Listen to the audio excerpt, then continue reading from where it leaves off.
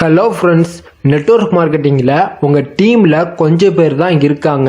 இவங்க மூலமாக உங்கள் இன்கமை எப்படி இன்க்ரீஸ் ஆக்குறதுன்னு பார்க்குறதுக்காகவும், உங்கள் டவுன்லைன்ஸ் உங்கள் பேச்சை கேட்கலன்னா அவரை எப்படி ஹேண்டில் பண்ணுறதுன்னு பார்க்குறதுக்காகவும் தான் இந்த வீடியோ.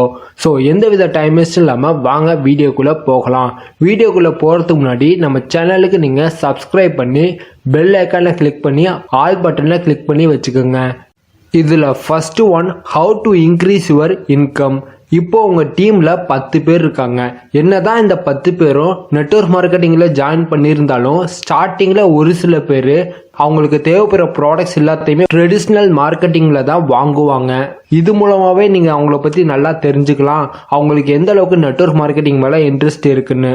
இது மாதிரியான பர்சனுக்கு நீங்கள் உங்கள் கம்பெனி ப்ராடக்ட்ஸ் பற்றி கிளியராக எக்ஸ்பிளைன் பண்ணி அவங்கள மாதம் ரீட்டெயிலிங் பண்ண வைங்க. ஒரு சில பேருக்கு நெட்வொர்க் மார்க்கெட்டிங் மூலமாக பணம் சம்பாதிக்க முடியுமா முடியாதான்ற ஒரு டவுட்லேயே இருப்பாங்க. இன்னும் ஒரு சில பேர் நெட்வொர்க் மார்க்கெட்டிங்கில் டீம் பண்ணாதான் சம்பாதிக்க முடியுன்ற ஒரு மைண்ட் செட்டில் இருப்பாங்க. இந்த மாதிரி ரீசன்ஸ்னால ஒரு சில பேர் நெட்வொர்க் மார்க்கெட்டிங் வேண்டான்னு சொல்லிட்டு வெளில போயிடுறாங்க. அதனால அவங்கள மந்த்லி ப்ராடக்ட்ஸை ரீட்டெயிலிங் பண்ணுறது மூலமாக அவரால் பணம் சம்பாதிக்க முடியும்னு நீங்கள் ப்ரூவ் பண்ணால் போதும், அவருக்கு நெட்வொர்க் மார்க்கெட்டிங் மேலே நம்பிக்கை வரும்.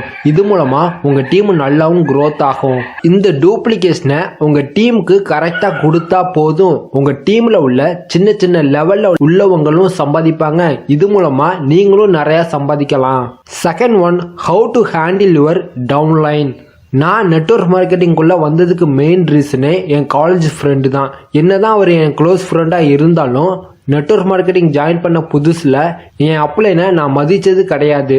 அவர் சொல்கிற விஷயத்த நான் கேட்கவும் மாட்டேன். ஆனால் என் சூப்பர் டூப்பர் அப்ளைன் என் சீனியர்ஸ் கூட நல்லா நான் பேசுவேன். ஒரு 4 மாதம் கழித்து எனக்கு ஒரு டவுன்லைன் வந்தான். நான் என்ன என் அப்ளைனுக்கு பண்ணணும் அது எல்லாத்தையுமே எனக்கு அவன் பண்ண ஆரம்பித்தான். அந்த ஒரு கஷ்டமான சுச்சுவேஷனில் எனக்கு ரொம்பவும் ஹெல்ப்ஃபுல்லாக இருந்தது என் அப்ளைன் மட்டும்தான்.